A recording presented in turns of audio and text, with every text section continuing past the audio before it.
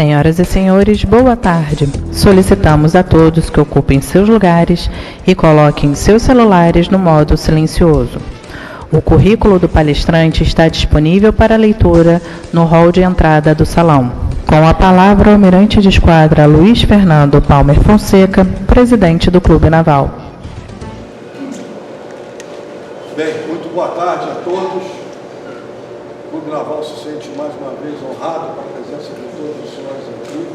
Quero agradecer em especial a presença do almirante Léo Ferreira, ex-comandante da Marinha, comandante João Batista, que foi o meu comandante do corpo de aspirantes quando, em 1968, eu ingressei na Escola Naval. Um prazer tê-lo aqui, chefe. Enorme. Hoje nós vamos dar continuidade ao nosso ciclo de palestras com esse tema tão importante que afeta todos nós. Eu tenho certeza que vários também estão nos ouvindo de outra maneira, virtualmente, e quero desde já estender o meu agradecimento por esse tema, pensão militar, pensão especial de ex-combatentes, que o Dr. Maurício Farinha vai nos brindar com os seus conhecimentos. Quero desde já agradecer, doutor, pela sua presença aqui no clube, que se sente muito honrado, principalmente pela especificidade e importância do tema. Muito obrigado. O palco é seu, por favor.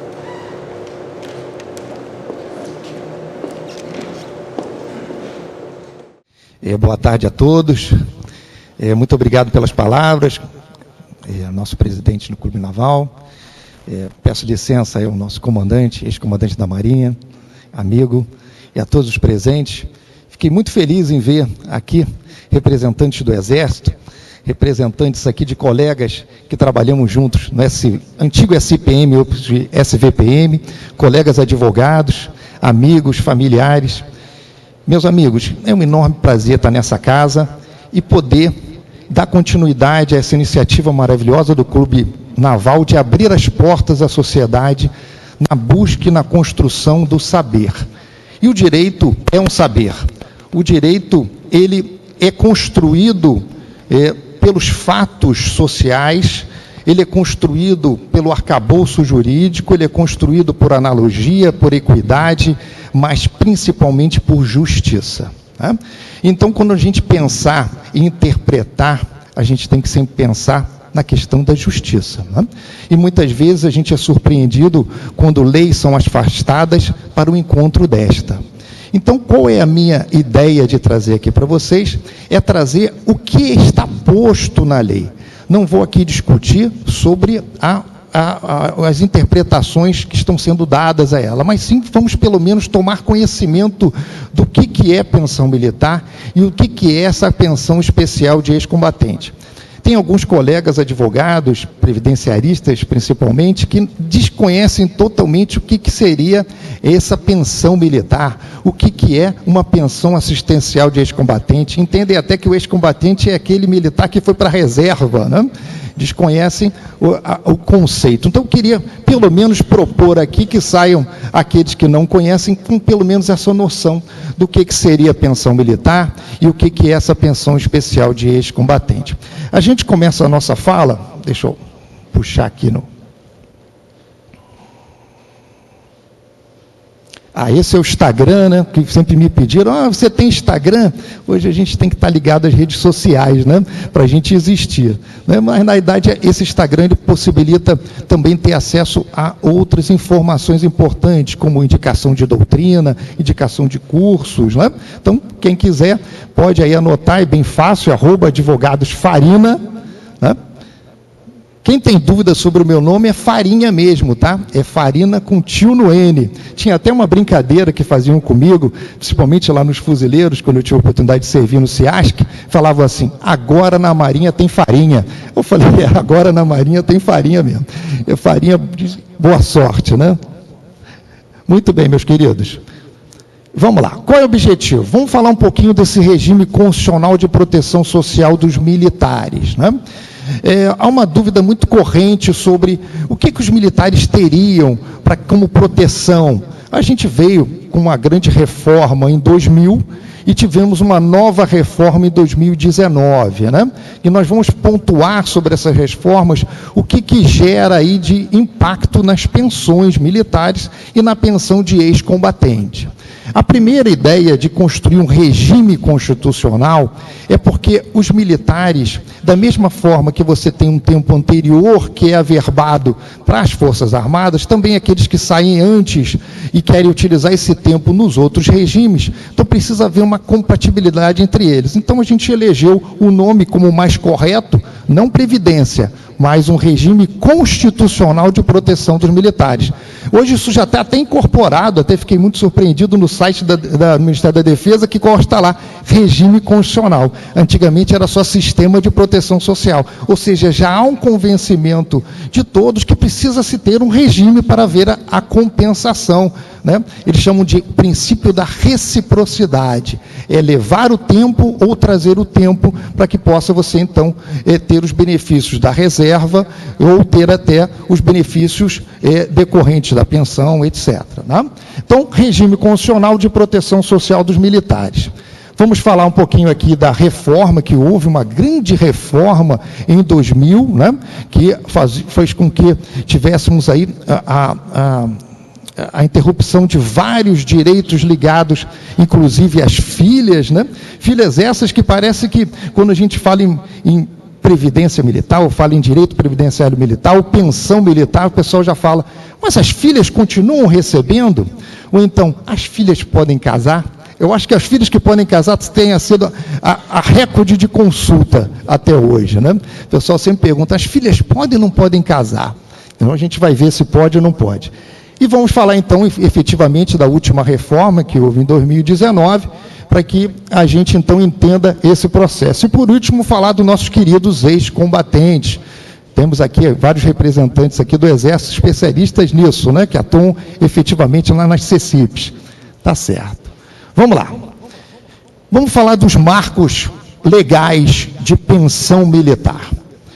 A pensão militar ela é regida pela 3765 de 60 e o é até hoje.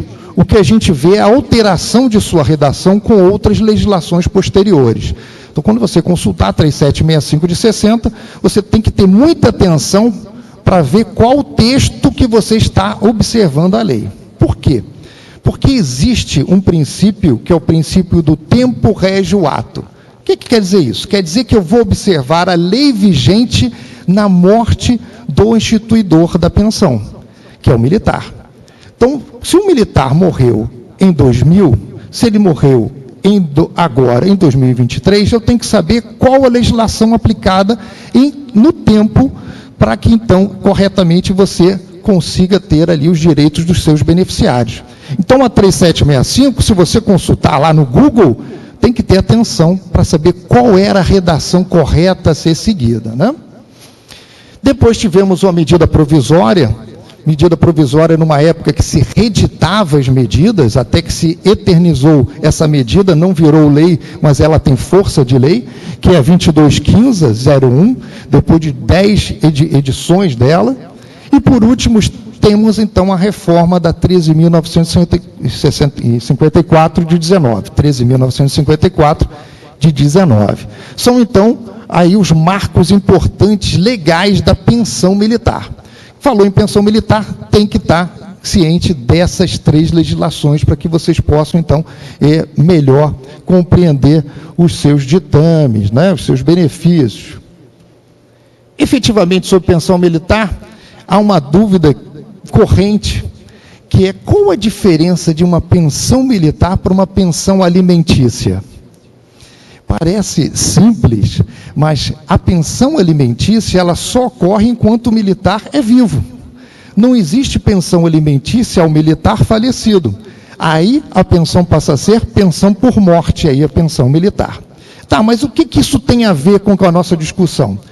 Porque aquela ex-esposa que recebe pensão militar, né, ela só pode receber se ela tivesse recebido antes pensão alimentícia, porque a ex-esposa só participa como beneficiária se ela recebia pensão alimentícia. Tá? Os filhos não. Os filhos, dependendo da situação, menores, não, inválidos, ou dependendo da legislação da época, lembra que eu falei do princípio do tempo rejoato? Dependendo da legislação da época, eles vão ser habilitáveis à pensão. Tá?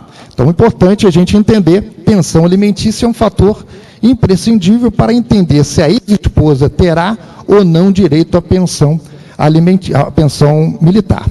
Às vezes, não interessa sequer saber o percentual, dependendo da legislação. Tá? Agora, nós tivemos uma alteração importante, em que a pensão alimentícia, o percentual dado da pensão alimentícia, continua na pensão militar, mas não era assim até 2019. Até 2019, se a ex-esposa recebesse 1% de pensão alimentícia, dividia depois com a viúva a pensão militar. Então, houve aí uma correção, porque se ela é dependente de 1%, por que ela passa a poder receber até 50% da pensão com a morte do militar? Foi uma correção aí que foi feita, né? É claro que muitas vezes a pensão alimentícia paga pelos militares era para possibilitar a ex-esposa ter acesso aos hospitais. Então ela falou, não vou dar aqui uma pensão alimentícia aqui para ela, porque ela continua frequentando lá o FUSMA, né? ou os sistemas do Exército, Aeronáutica, e nenhum problema, e não me interfere dar 1%. Mas depois, quando ele falecia, ela dividia a pensão com a viúva, né? Agora, com a nova lei, isso não é mais possível. Mas eu só vou aplicar essa nova lei a quem? A quem tiver falecido após a sua publicação. Porque, repito, a lei vigente da pensão é aquela demarcada pela morte do instituidor. Tá? Estou toda hora falando isso porque isso é um ponto-chave de entender toda a pensão militar, inclusive de ex-combatente. Entender qual legislação eu vou usar. Se não souber qual legislação, já começa tudo errado, né? Então tem que saber o princípio do tempo rejoato é fundamental. Muito bem. Declaração de beneficiário. Essa todo militar preenche quando entra, mas nem todo militar atualiza.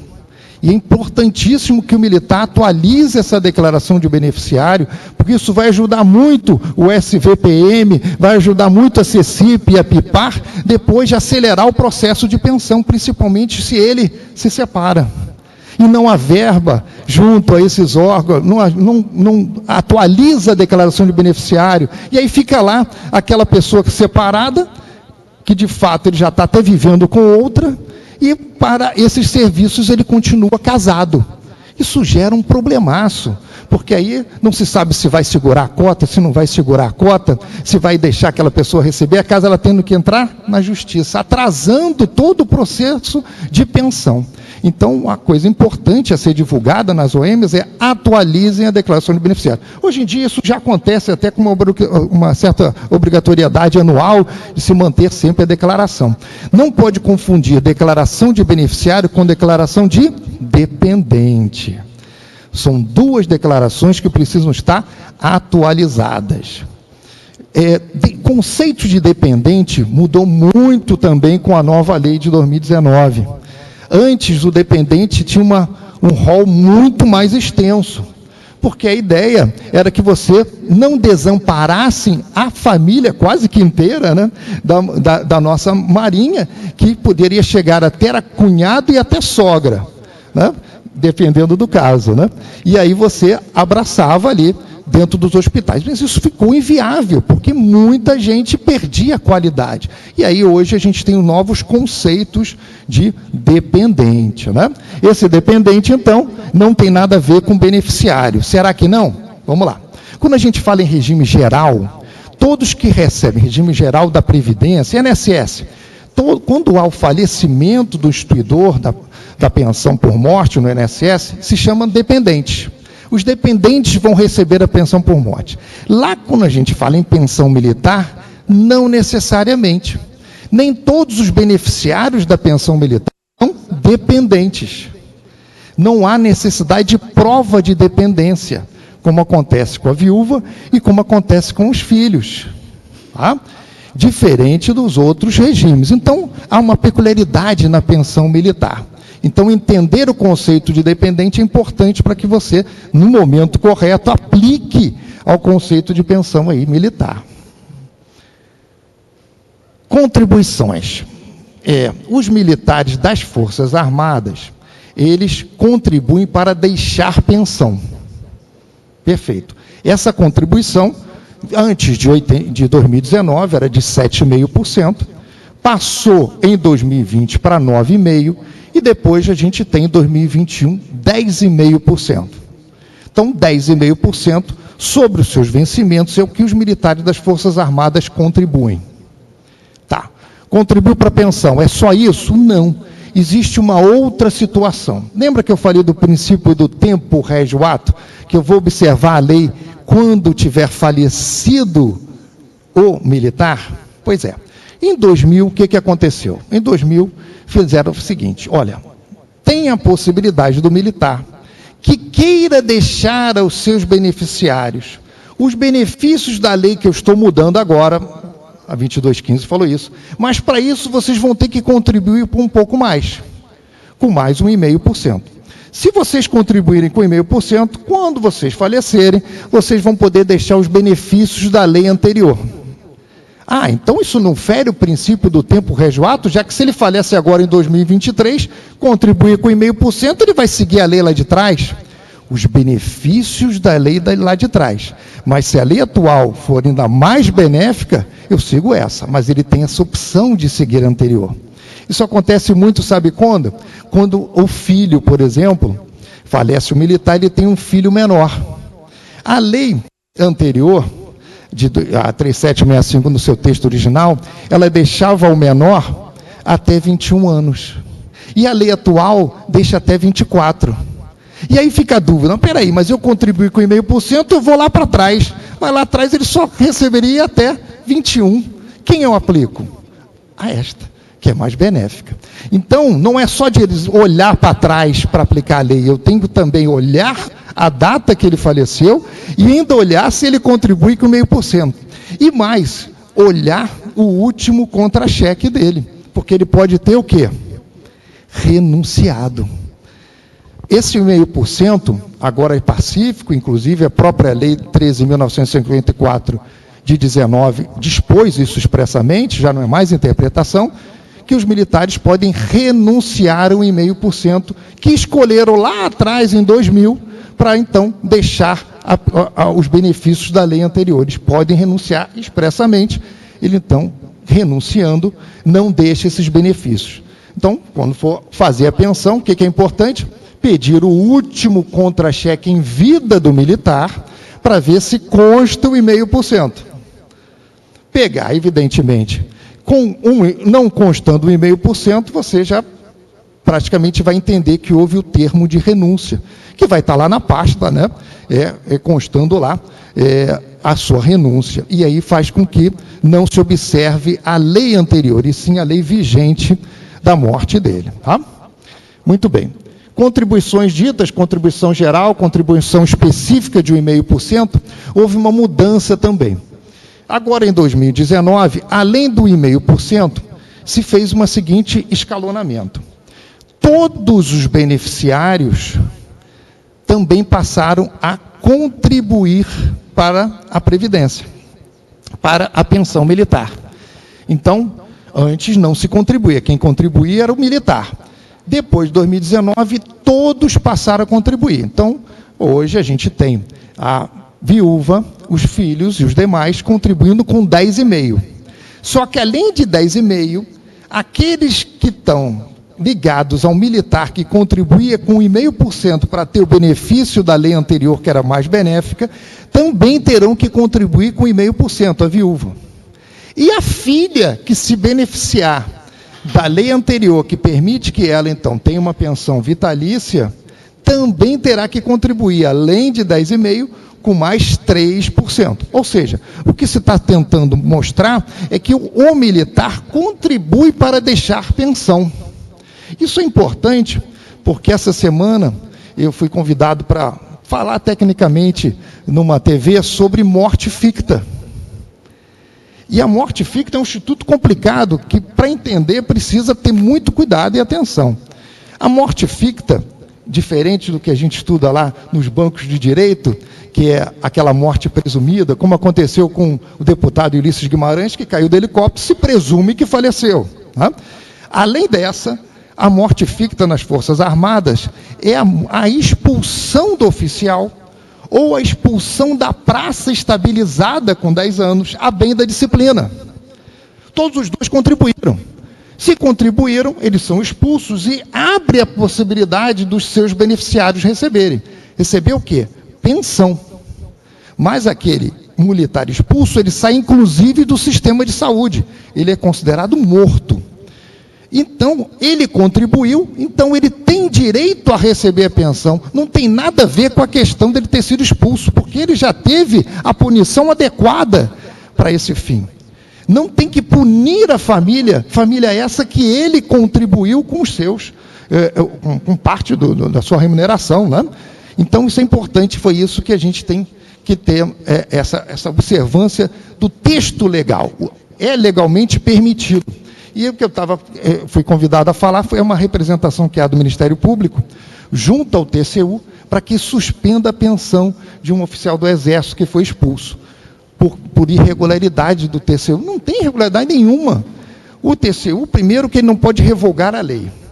Então, está na lei o direito de ter a pensão por morte ficta.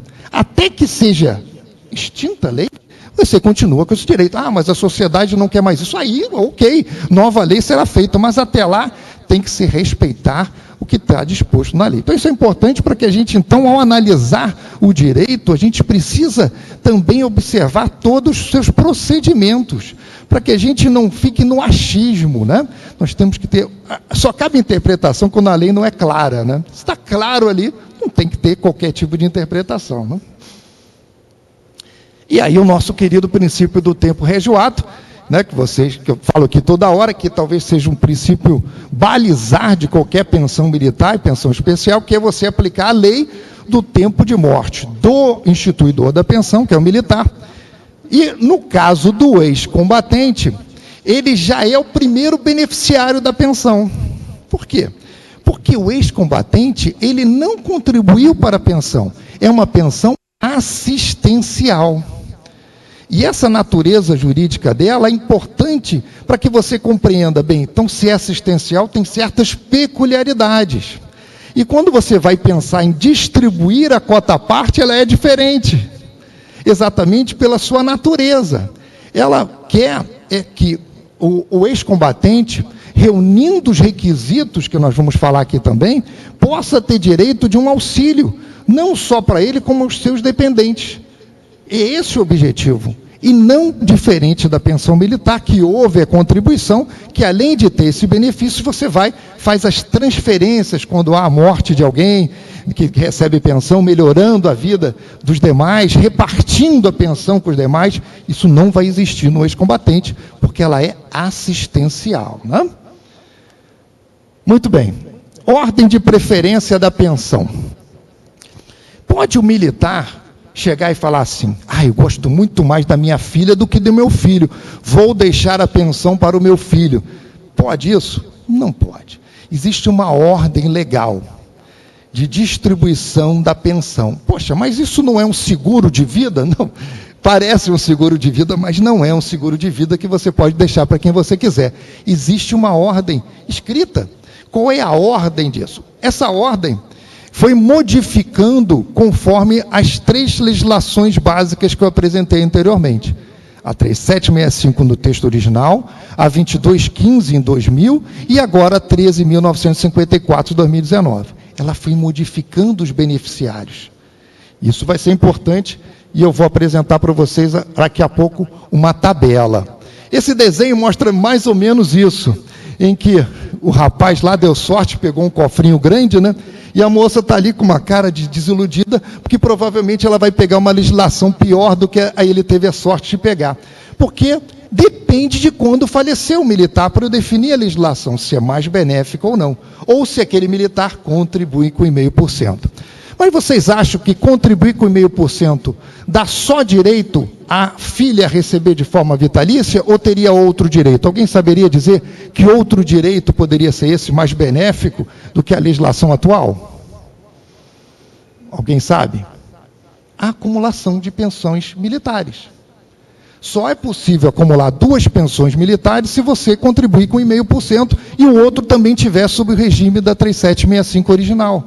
Não pode haver acúmulo de pensão militar se não tiver os 2 na 3765 original. Então, são vários direitos que você olha lá para trás e que aquele que contribui com 1,5% vai poder se beneficiar disso. Eu fiz uma tabelinha, espero que ela tenha ficado bonita, que ela compara as 3 legislações. E até que ficou legal. Vamos lá. O que ela está dizendo nessa tabelinha? Ela quer dizer a primeira ordem. Quando falece o militar, a pensão vai direto para a primeira ordem. Quem é a primeira ordem? Viúva, ex-esposa pensionada. O que é esse pensionada? Pensão alimentícia. Só a ex-esposa pensionada tem direito a receber a pensão militar. Ou amparada pelo militar, desde que não tenha sido considerada culpada. Isso é uma legislação muito antiga, que penalizava a esposa culpada pela separação. Hoje não existe mais essa possibilidade de você fazer esse tipo de análise. Então, a gente interpreta que pela 3765 original, dá direito à viúva, ex-esposa pensionada, ou então é amparada pelo militar. Quem vai ser por essa lei?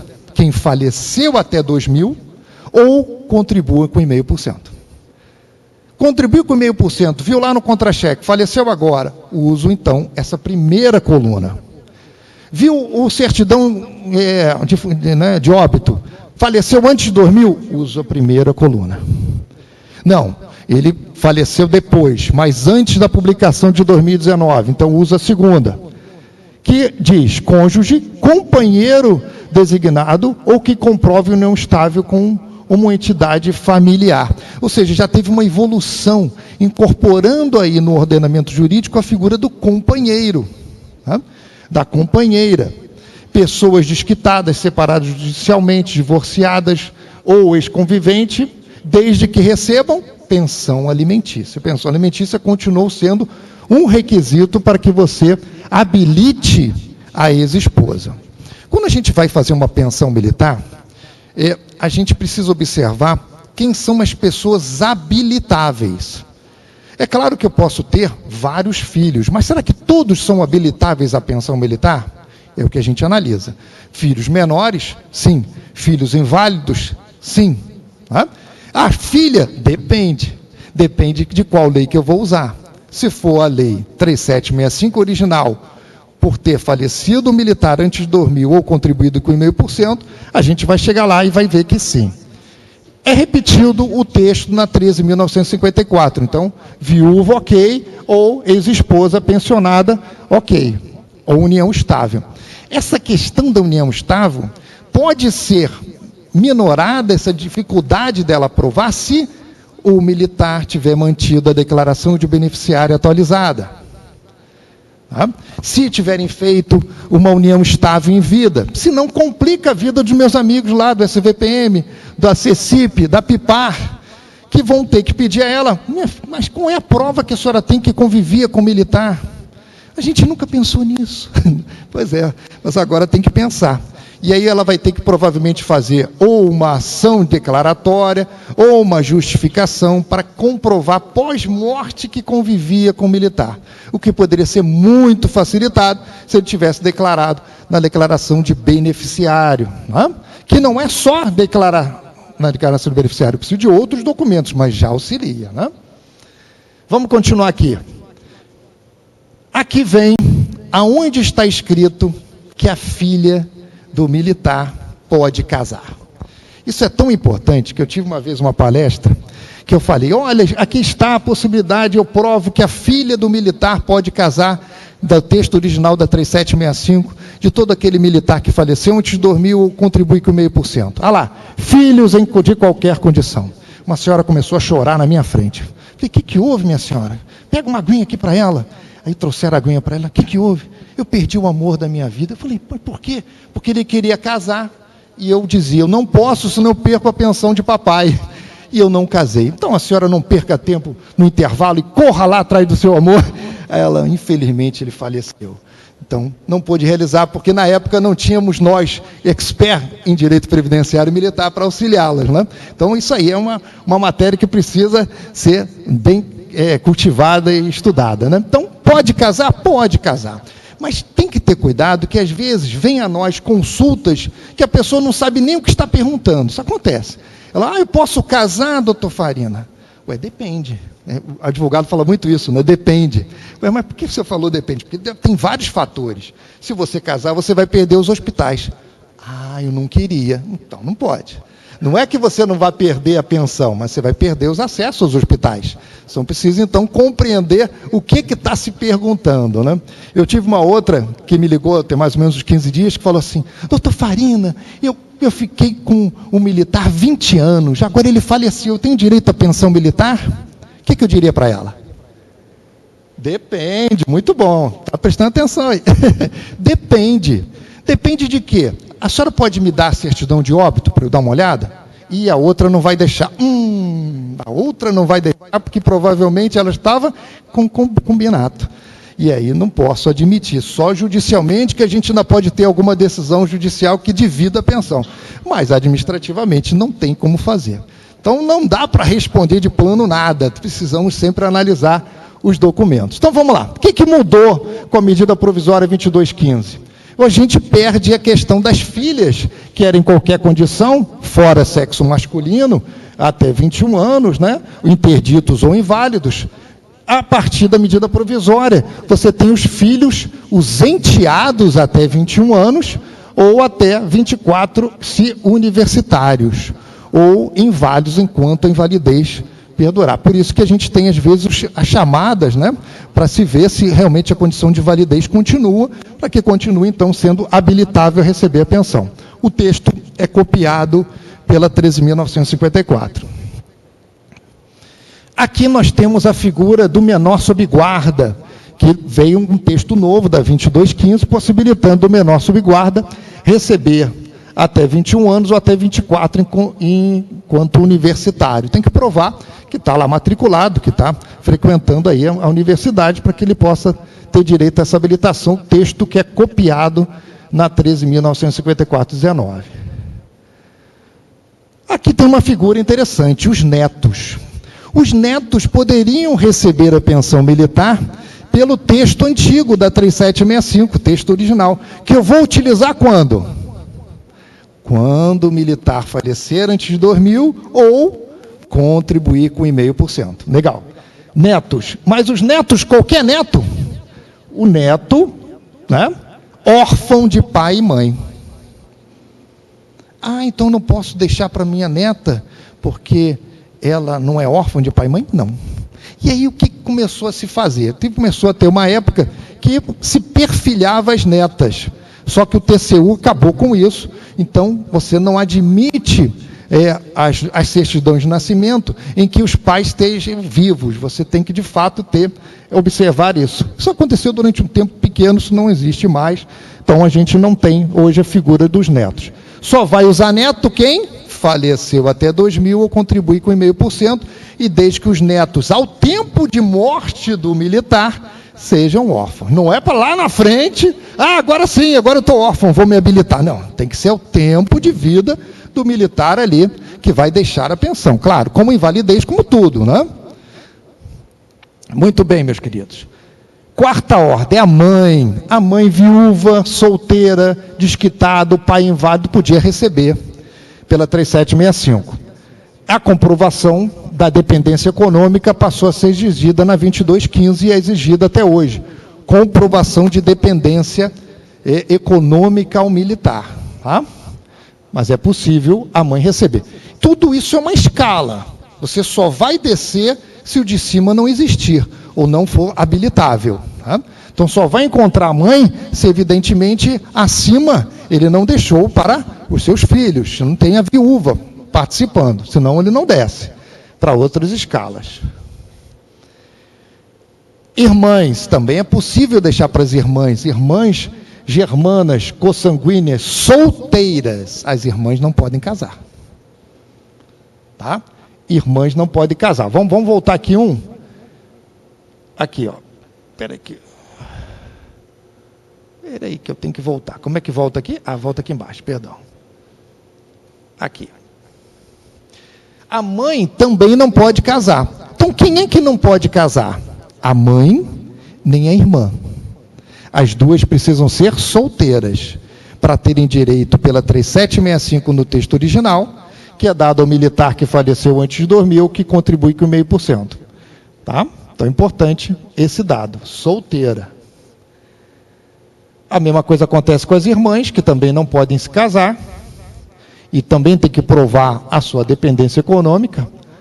O irmão órfão até 21 anos, ou até 24 se tiver universitário, pela 2215, ou inválido enquanto durar a invalidez, e desde que comprove também a sua dependência econômica.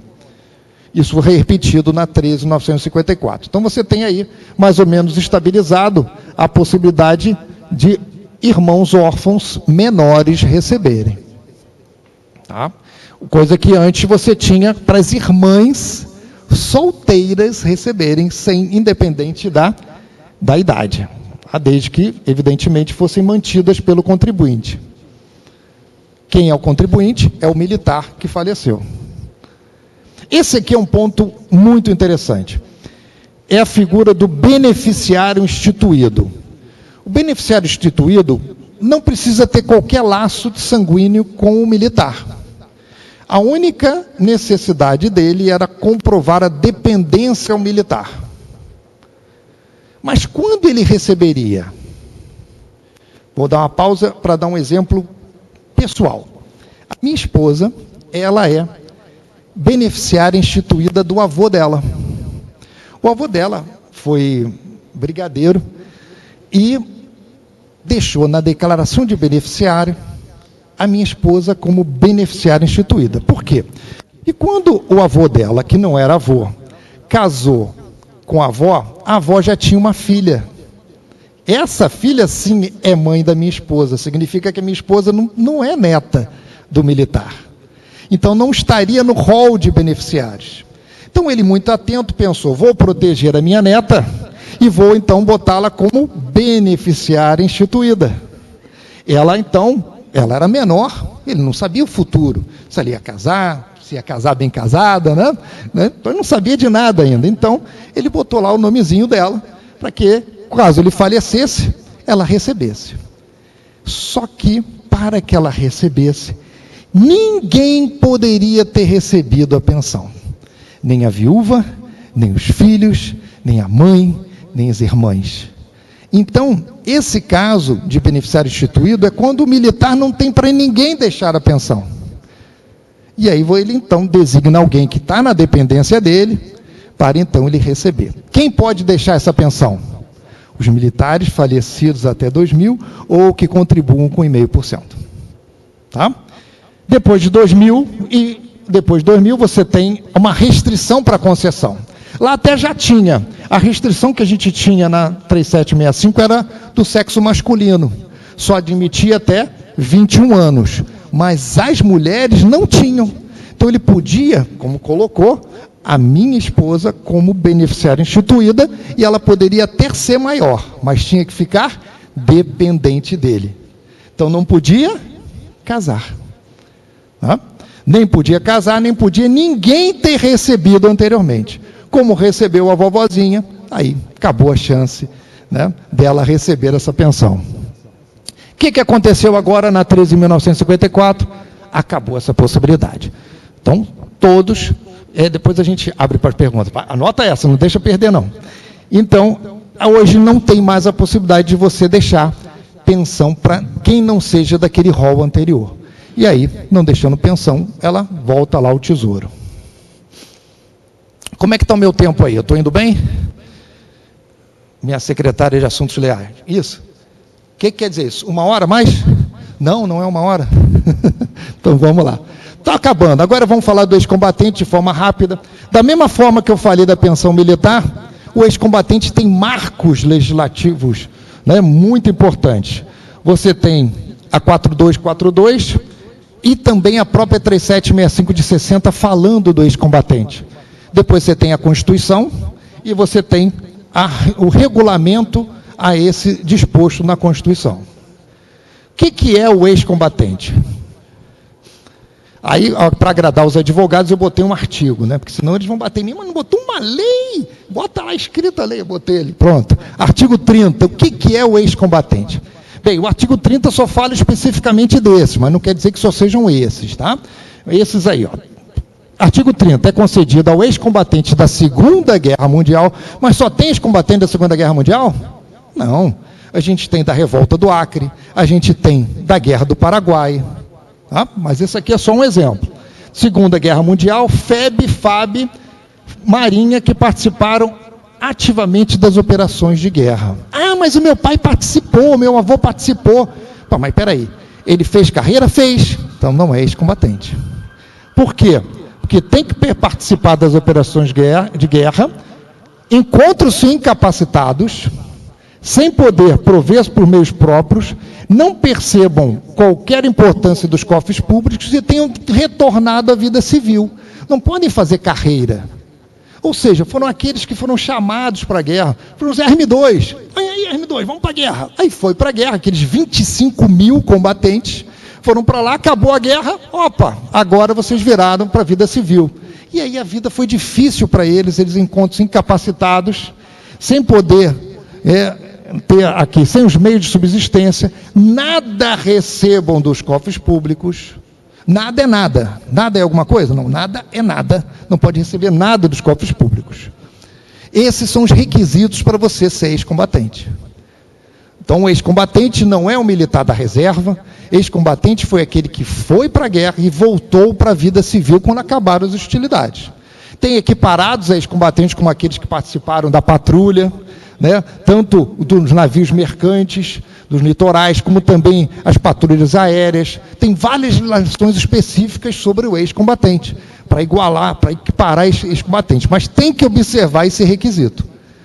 Tem que ter participado das operações bélicas, retornado à vida civil e hoje encontra-se incapacitado e não podendo prover por meios próprios. Então é uma pensão assistencial.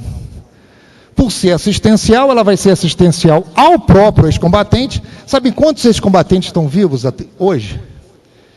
Segundo um relato que eu fiz, uma busca em setembro do ano passado, só temos 84 ex-combatentes vivos, dos 25 mil. Né? Mas estão aí, firmes e fortes, e evidentemente que aqueles que faleceram deixaram os seus dependentes, que precisam também obedecer os requisitos. Que os requisitos de quê? Depende. Depende de quê? Do marco de quando o ex-combatente faleceu. Pô, mas de novo aquele princípio que você fala toda hora, sim, de novo o princípio do tempo rege o ato. Você tem que saber quando o ex-combatente faleceu para eu saber se eu vou observar o rol de dependentes, o rol de beneficiários dele. Então vamos lá. Ex-combatente, como é que era na 4242? Viúva, que nada recebam dos cofres públicos. Veio a Constituição, essas viúvas geralmente recebiam de segundo sargento. Por que geralmente? Porque tem alguns ex-combatentes que recebem valores diferenciados. Já pegaram algum ex-combatente com valor diferenciado lá? Vários, né? Então, às vezes, são valores de cabo. Né? Depois que se igualou, em 1960, se igualaram as pensões especiais de ex-combatentes para pagar de segundo sargento. E veio a Constituição, no artigo 52, dos atos das disposições constitucionais transitórias, e passaram para segundo tenente. Mas isso tinha que estar vivo o ex-combatente. Ou, pelo menos, vivo aqueles que, o quê? Foram previstos nos regulamentos, estariam enquadrados. Por isso que, às vezes, acontecia o seguinte: a viúva, o ex-combatente recebia como segundo sargento. Faleceu antes da Constituição. Veio a Constituição, quem estava recebendo? A viúva. Estava lá, veio a Constituição, falou, a senhora é viúva, então a senhora tem direito a receber como segundo tenente. O ex-combatente, segundo sargento. A viúva, segundo tenente. Ela então falece, vem a filha receber como o quê? Segundo sargento. Mas que maluquice é essa, Farina? Como pode um negócio desse? Pode, porque a filha só vai receber, se observar os requisitos, porque o pai dela morreu antes da Constituição. Porque depois da Constituição, filha maior não recebe. Então ela só pôde receber Porque o pai dela faleceu antes da Constituição, e como antes da Constituição era segundo sargento, ela recebe segundo sargento. E a mãe dela, porque o regulamento permitia que a viúva aumentasse a pensão de ex-combatente para segundo tenente, ela saiu de segundo sargento para segundo tenente. E ninguém consegue entender esse troço, e acha que eu estou doido quando eu falo que é de segundo tenente para segundo sargento a filha. E aí fica essa coisa louca, porque tem que saber compreender esse princípio que eu estou enchendo, né, a mente de vocês toda hora, com o princípio do tempo rege o ato. O tempo vai definir qual legislação eu vou usar, a não ser que no decorrer do tempo surja uma base benéfica que disponha de forma diferente, como aconteceu com o regulamento 8.059 de 90, tá? Então, maravilha, viúva, companheira, ex-esposa, pensionada, também pode vir a receber. O tratamento a esses beneficiários é diferente de pensão militar, tá? Por quê? Porque é uma pensão assistencial. Então é como se eu tivesse, para vocês entenderem bem, tirado uma fotografia de quando o ex-combatente era vivo, dizendo: quem são os seus dependentes, ex-combatente? Ah, eu tenho aqui a minha esposa e eu tenho aqui a minha filha. Ah, legal, tá ótimo. Então quer dizer que você falecendo, você vai deixar essas duas pessoas que vão dividir a pensão. Ah, maravilha. Ou então eu tenho mais uma filha, então são 3. Ah, então vamos aqui dividir em partes iguais a pensão, 1/3 para cada um. Nossa, totalmente diferente de pensão militar, que não é nada assim. E aí, quando falece alguém, uma irmã, eu não vou redividir a pensão. Por quê? Lembra da fotografia? Ela não era dependente do ex-combatente 1/3 para cada um? Quando um deles que compõe essa pensão especial falece, eu não redivido para que fique metade para cada um ou inteira para o que sobrou. Ela some, ela vai embora, porque ela é assistencial. Ela quer dizer, a assistência dada ao ex-combatente integral e aos seus dependentes. E aí a gente começa a entender, agora eu entendi por que a divisão é totalmente diferente da divisão da pensão militar, porque a sua natureza é diferente. Tá? Vamos lá, filhas. A filha tem umas certas polêmicazinhas por aí, entendimento para lá, entendimento para cá. Começaram a exigir da filha também a questão de ser inválida. Mas eu botei uma ideia ainda antiga, nossa, né, que a 4242 de 60 exigia que a filha fosse solteira. Mas ela não pode casar, diferente da pensão militar, ela não pode casar se o instituidor faleceu depois de 1971. Porque se ele faleceu antes de 1971, a possibilidade dela casar sim. Então são tantas conchas de retalho que a gente precisa ter muita calma para construir esses entendimentos, para que a gente dê aquele que merece o direito previsto na norma, né? Então, filhas em qualquer condição até 71, podia casar. Depois de 71, só solteiras. E nada receba dos cofres públicos. É uma questão importante também aqui falar. Depois da Constituição, o ex-combatente, além da viúva passar para segundo tenente, ela pode acumular com mais um benefício previdenciário, tá? Mas, ou seja, melhorou um pouco a vida da viúva, sim. A filha restringiu, só menores ou inválidos. Tá? Antes da Constituição, segundo o sargento, filhas maiores, mas não podiam, ninguém podia ter nada dos cofres públicos. Depois da Constituição, posso ter um benefício previdenciário. Legal?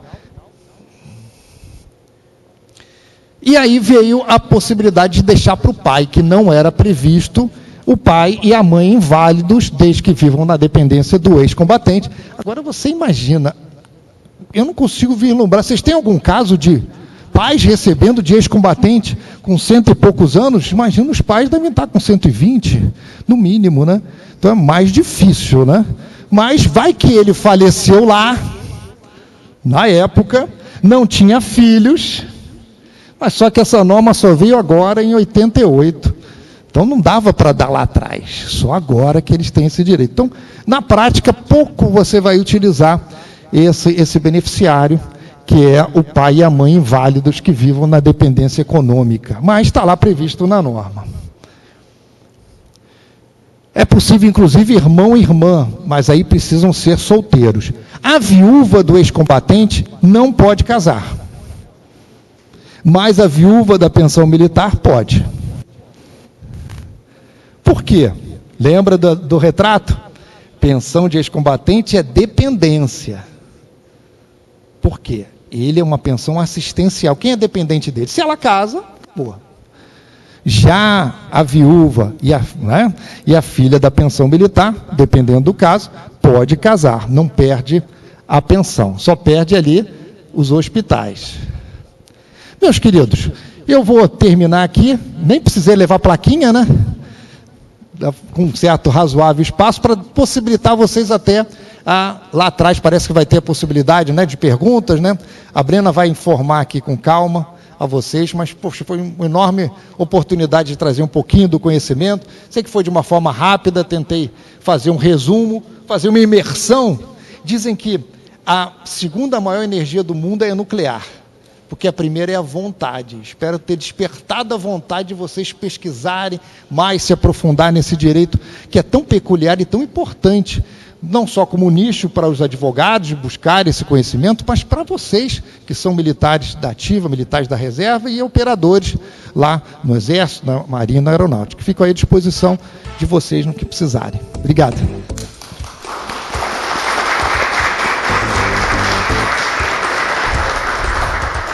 Com a palavra, o presidente do Clube Naval. Doutor Maurício, ao agradecer, passar as suas mãos,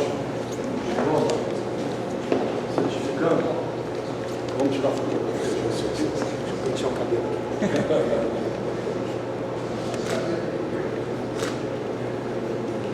Eu gostei. Mais um? Tá bom? Eu gostaria apenas de dizer que, com certeza, todos nós aqui, alguns outros não, mas nos enquadramos em algum desses casos. Então, realmente, foi uma linha muito grande. Eu agradeço muito ao Clube Naval. Foi uma honra recebê-lo aqui. Continuamos a contar com o seu auxílio, respondendo essas perguntas que encontramos. Doutor Maurício Farinha. Eu que agradeço o convite, a presença de todos. Acho que a gente começa aqui a iniciar uma parceria, que sai de continuar desenvolvendo esse saber. Agradeço a presença aí do Exército, a presença dos colegas do STPM, as autoridades aqui presentes. Muito obrigado pelo carinho, os colegas advogados, família também prestigiando. Obrigado, gente. Uma boa noite a todos aí.